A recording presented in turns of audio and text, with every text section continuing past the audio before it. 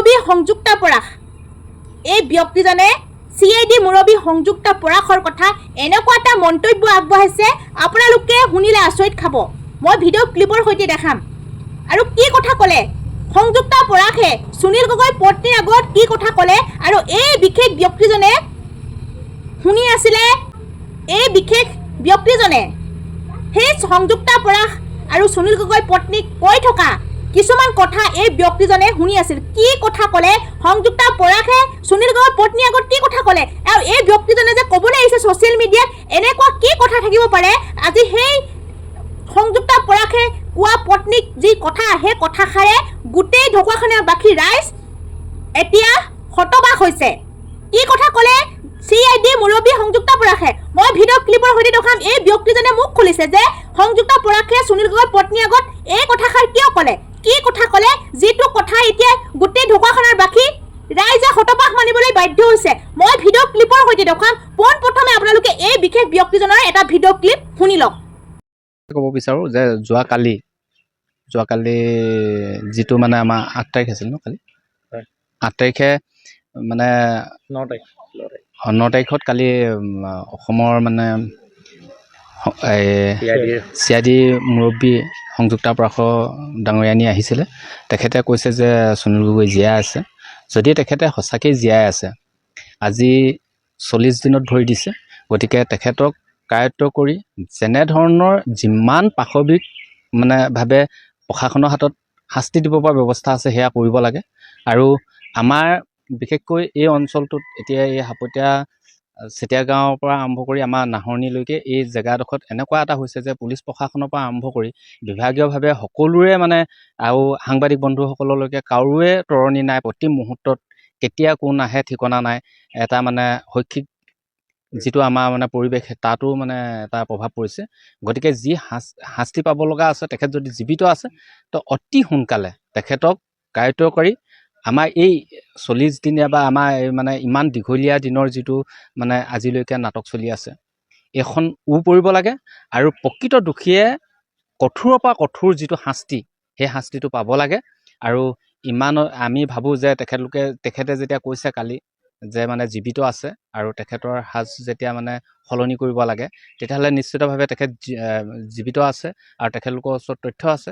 গতিকে সেই তথ্যৰ ভিত্তিত তেখেতক কায়ত্ব কৰিব লাগে আৰু উপযুক্ত শাস্তি দি এই যিটো ইমান দীঘলীয়া এটা মানে হেৰি হৈ আছে, এই কি বুলি কয়, সময় বাগৰি গৈ আছে, তদন্ত হৈ আছে, ইয়াৰ পৰিব লাগে। আমি এই বুলি ভাবোঁ। আমাৰ স্থানীয় ৰাইজ হিচাপে আমি তাকে কামনা কৰোঁ। গতিকে নিশ্চয় শুনিলে সংযুক্তা পৰাশ যি CID মুৰব্বীয়ে সুনীল গগৈ পত্নীক বিধৱা হ'বলৈ কোৱা নাই, সদবা হ'বলৈ কৈছে, সেন্দুৰ ল'ব কৈছে। আৰু পত্নীয়ে যি স্বামী জীৱিত সময়ত যেনেদৰে থাকে ৰঙিলকৈ, সেই ৰঙিল হৈ থাকিবলৈ কৈছে। কিয় ক'লে সুনীল গগৈ জীৱিত আছে বুলি সংযুক্তা পৰাশে কৈছে। সেই সংযুক্তা পৰাশে যি CID মুৰব্বী, কি তথ্য আছে যে তেনেকৈ কৈছে যে সুনীল গগৈ জীয়াই আছে বুলি? কিবা তথ্য হাতত আছে নেকি? আৰু যদিহে জীয়াই আছে, তেতিয়াহ'লে কিয় সুনীল গগৈক কায়ত্ব কৰি আনি কিয় কঠোৰতম আইনী বিহিত ব্যৱস্থা কৰা নাই? ঢকুৱাখানাৰ যি গাঁৱৰ পৰিৱেশ কিন্তু বহুত বেয়া হৈ গৈছে। কাৰণ সেই গাঁওখন এতিয়া নিউজ চেনেলৰ পৰা, পৰ্টেল চেনেলৰ পৰা, যি CIDৰ পৰা আৰক্ষী গোটেই অহৰহ সেই গাঁওখনত ভৰি দিছে, নহয় জানো? আৰু সেই চুবুৰীয়া কেনেকুৱা পৰিস্থিতিত থাকিব লাগে আৰু সেই পৰিৱেশটো কেনেকৈ বিনষ্ট হৈ গৈছে আপোনালোকে মন কৰক। কাৰণ একেটা কথাকে চেপেটা হৈ আছে বাৰম্বাৰ। এতিয়া 40 দিন 41 দিনত ভৰি দিলে। এতিয়ালৈকেতো সুনীল গগৈ হত্যাকাণ্ড, জাহাংগীৰ হুছেইনৰ হত্যাকাণ্ডৰ যি তদন্ত এতিয়ালৈকে সফল নহয়। এতিয়া তদন্ত কৰি সুনীল গগৈ যিহেতু সন্ধান উলিয়াবই পৰা নাই, আকৌ কেনেকৈ ক'ব পাৰিলে যে সংযুক্তা পৰাশে যে সুনীল গগৈ জীৱিত আছে বুলি? যদি জীৱিত আছে তেতিয়াহ'লে কিয় কায়ত্ব কৰিব নোৱাৰে সুনীল গগৈক? পত্নী কিয় সেন্দুৰ লৈ বিধৱা নহ'বলৈ অনুৰোধ কৰিলে? কি তথ্য আছে সংযুক্তা পৰাশ CID মুৰব্বীৰ হাতত? আৰু কিয় তেতিয়াহ'লে কায়ত্ব কৰিব নোৱাৰিলে? কঠোৰতম আইনী যি শাস্তি আছে, এজন কেনেকুৱা ধাৰা আছে, এজন মানুহক হত্যা কৰা সেই ব্যক্তিজনে কেনেকুৱা শাস্তি পাব, সেই শাস্তি দিব লাগে। কিয় সেই ঘৰখনক ইমান মানে জ্বলা জুইত ঘিউ ঢালি থাকিব লাগে আৰু সেই ঘৰখনৰ বাদ কৰি গাঁৱৰ ওচৰ চুবুৰীয়া পৰিৱেশটো কেনেকুৱা হৈ গৈছে অকণমান সকলোৱে নিজে ৰিয়েলাইজ কৰকচোন, তেতিয়া গম পাব। আৰু এতিয়ালৈকে সুনীল গগৈকতো একো সন্ধান উলিয়াব পৰা নাই আৰু সংযুক্তা পৰাকে CID যি মুৰব্বীয়ে কৈছে যে সুনীল গগৈ জীৱিত আছে। কি তথ্য ভিত্তিত ক'ব পাৰিলে? সেই তথ্যটো আমাৰ ছ'চিয়েল মিডিয়াত ভাইৰেল হ'ব লাগে আৰু জনাব লাগে যে এইটো তথ্য আছে, বৰ্তমান সুনীল গগৈ জীৱিত আছে। আমিও শুনিবলৈ অপেক্ষা, কাৰণ আমিও জাহাংগীৰ হুছেইনক ন্যায় দিয়াটো বিচাৰোঁ। সুনীল গগৈক সন্ধান উলিয়াই গোটেই ৰহস্যটো ফাদিল হোৱাটো আমি বিচাৰোঁ। আমিও যুঁজি আছোঁ এই ঘটনাটোৰ ওপৰত। আমি CID নহয়, কোনো আৰক্ষী প্ৰশাসন নহয়, কোনো সাংবাদিক নহয়, কিন্তু আমি গণতান্ত্ৰিক দেশৰ নাগৰিক হিচাপে যি বাক স্বাধীনতা সাব্যস্ত কৰিছোঁ, আমি অপৰাধীক ন্যায় দিয়াবৰ কাৰণে আমি মাত মাতিছোঁ। কিন্তু আমি অপৰাধীক শাস্তি দিয়াব নোৱাৰোঁ আৰু অপৰাধীক আমি সন্ধান উলিয়াই দিব নোৱাৰোঁ আৰু বিচাৰ কুচাৰ কৰিবলৈ নোৱাৰোঁ, কিন্তু মাত মাতিব পাৰোঁ, কাৰণ আমি গণতান্ত্ৰিক দেশৰ নাগৰিক। বাক স্বাধীনতাটো আমি সাব্যস্ত কৰিব পাৰোঁ, সকলোৱে পাৰে, কাৰণ আমি বেলেগৰ কাৰণে নামাতিলে আমাৰ কাৰণে কোনে মাতিব? যে আমি নাগৰিক। আমিও বিচাৰোঁ সেই জাহাংগীৰ হুছেইনৰ ঘৰখনে ন্যায় পোৱাটো, সুনীল গগৈ সোনকালে সন্ধান উলিয়াই প্ৰকৃত ৰহস্য ফাদিল হোৱাটো আমি বিচাৰোঁ। আৰু সুনীল গগৈ ঘৰখনে যি পত্নীয়ে যি মনৰ বেজাৰ আজি সেই পৰিস্থিতি কেনেকৈ পাৰ কৰিব লগা হৈছে, অন্ততঃ এই ঘটনাটো উৰ পৰক। যি নাটক আজি চলিছে, 41 দিনীয়া নাটকখন উৰ পৰিবলৈ গাঁওবাসী ৰাইজে আহ্বান কৰিছে, গাঁওখনৰ মুৰব্বীয়ে আহ্বান কৰিছে।